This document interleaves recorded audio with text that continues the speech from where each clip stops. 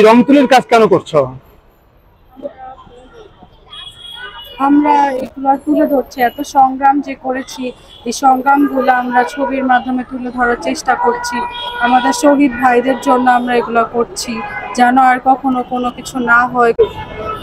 আচ্ছা, তোমরা তো রং তুলির কাজ করছো। জি, এই রং তুলির কাজের মাধ্যমে এই দেশবাসীকে কি মেসেজ দিচ্ছ তোমরা? আসলে রং তুলির মাধ্যমে আমরা দেশবাসীকে একটাই মেসেজ দিব যে আমাদের যে শহীদ ভাই বোনেরা যে শহীদ হয়েছে, তাদের রক্তের বিনিময়ে তো আজকে আমাদের এই স্বাধীনতাটা আমরা পেয়েছি, তাই না?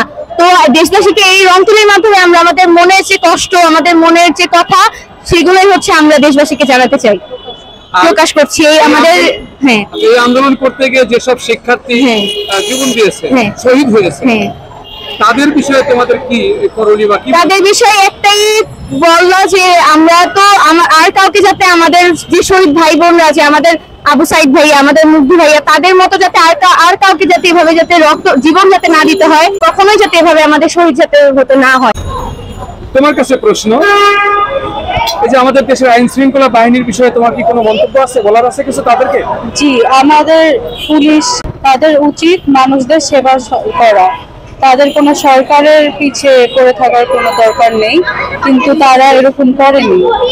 তারা আমাদের সেবা করেনি, তারা আমাদের সাথে প্রতারণা করেছে।